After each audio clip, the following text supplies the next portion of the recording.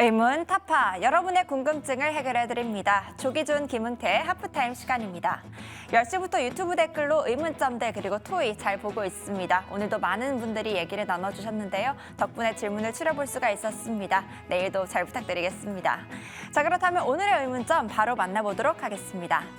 첫 번째 질문입니다. 제약 바이오주 하락 이유는? 이라고 질문 남겨주셨습니다. 오늘장 제약 바이오주 많이 하락하고 있는데요. 알테오젠 1.6% 하락하고 있고 리가켄바이오 5% 이상, 또 ST팜 3% 가까이 하락하기도 했습니다. 그렇기 때문에 전반적으로 빠지는 모양새인데요. 이것이 과연 그동안 올랐기 때문에 차익 실현 매물로 인해서 나오는 건지 아니면 금리 차에 의한 배경인지에 대해서도 한번 조기준, 김은태 매니저님들께 여쭤보도록 하겠습니다. 두 번째 질문입니다. 그렇다면 다음 주도 섹터는 무엇인지에 대해서도 여쭤봤습니다. 반도체도 하락하고 있고 제약 바이오도 하락하면서 그렇다면 다음 올라갈 섹터는 무엇인지 잘 선별해보면 좋겠다, 이런 말씀이 있었습니다. 그렇다면 다음 어떻게 대비해보면 좋을지 다음 섹터도 한번 여쭤보도록 할게요.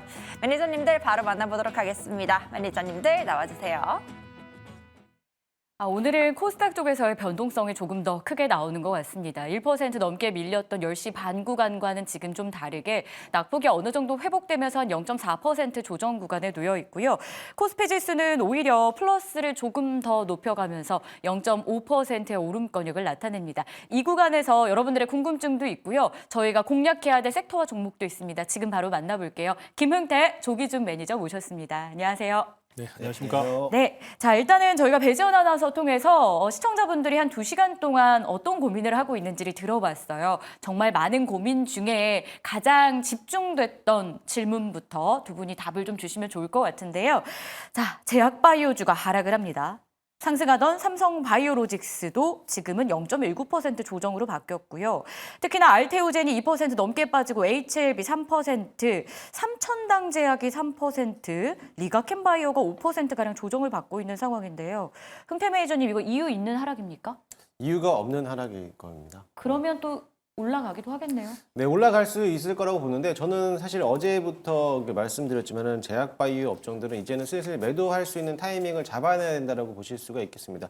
물론 아직까지 추세는 밀리지 않았기 때문에 제약바이오에 대한 흐름들은 강한 흐름은 여전하게 남아 있으니까는요. 그 점을 참 참고하시고, 그렇다고 해서 오늘 눌림목 자리라 그래서 신규로 접근하는 것보다는 이제는 슬슬 꺾여갈 수 있는 이제 우려를 좀 생각하시면서 매도할 자리라고 보시면 좋겠고요.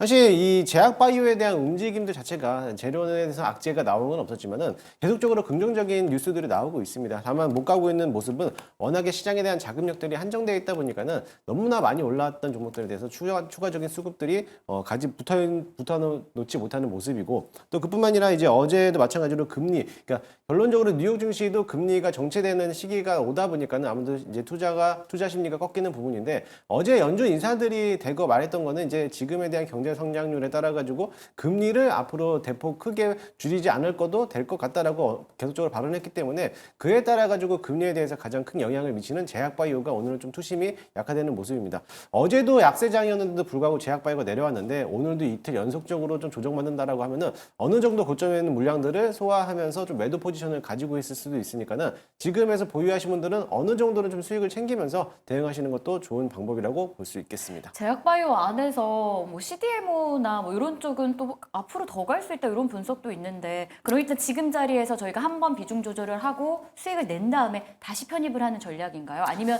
제약바이오는 일단은 여기서 좀 마무리해야 되는 건가요? 마무리는 아니고요. 마찬가지로 CDMO라든지 이제 어차피 ADC 플랫폼 관련된 네. 기업들은 추가적으로 더 갈 수 있는데, 지금은 이제 기간 조정이 나올 수 있는 구간이기 때문에 어느 정도 비중 조절을 하시고 그러고 나서 재차 재입해도 늦지 않을 거로 보이니까 굳이 내려가는 장에서 뭐 섣불리 접근하는 것보다는 어느 정도 추세의 흐름을 맞춰서 시장이 가는 방향성에서 자금을 좀 옮기는 것도 필요한 전략일 수 있다라고 보시면 될 것 같습니다. 알겠습니다. 지금은 그러니까 저희가 실시간으로 시장 대응을 하잖아요. 지금 이 자리에서는 기간 조정 가능성이 있기 때문에 일단은 수익 나신 분들 기쁜 마음으로 수익 실현하고 다시 진입의 타이밍을 보자라는 조언 나왔고요. 저희 제약바이오 오늘 조정에 대해서 궁금증 갖고 이야기 나눠보고 있는데, 기준 매니저님은 오늘 하락을 좀 어떻게 보셨을지 궁금해요. 사실 금리 인하의 수혜주로서의 어떤 역할도 있었고 뭐 비만 치료라는 테마도 한 몫을 했을 거고요. 하지만 한풀 꺾인 건가라는 생각도 드는데요.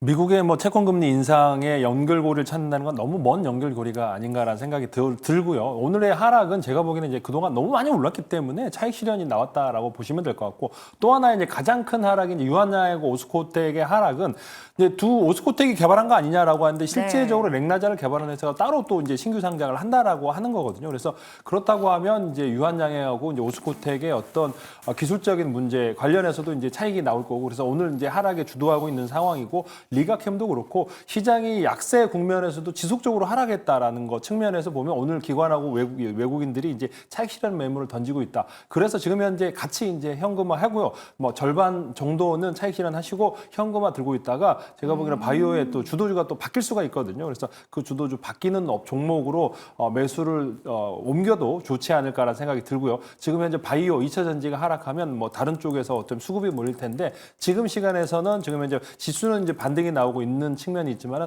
손바뀜이 되기 때문에 현금화 구간으로 말씀을 드리겠습니다. 알겠습니다. 두 분께 제약바이오 투자 전략을 들어봤습니다. 현금화 전략도 괜찮겠다라는 조언이 연이어서 나왔는데요. 자, 그러면 지금 제약바이오 현금화한 그 돈으로 저희는 또 투자에 나선다면 어떤 섹터에 투자를 해야 될까요? 흥태 매니저님의 선택은?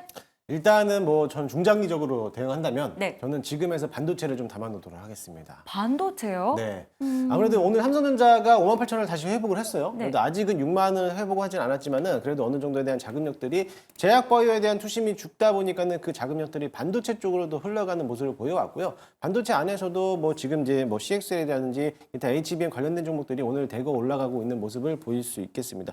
이수페타시스도 역시나 마찬가지로 강한 흐름으로서 어제와도 사뭇다른 분위기에서 오늘 장중에 5% 이상 급등하고 있는 모습을 본다라고 하면은 이제 슬슬 반도체들에 대한 포커스를 맞추면서 가도 되지 않을까.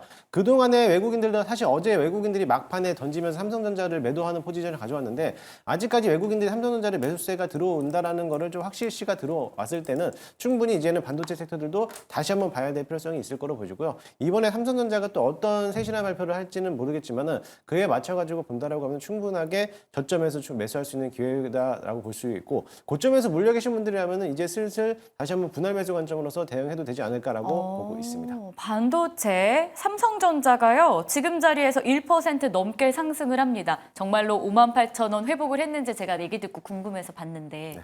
회복을 했어요. 네. 그리고 SK하이닉스는 실적 발표 앞두고 상승폭을 확대하면서 3% 넘는 오름권역을 현 구간 보여주는데요.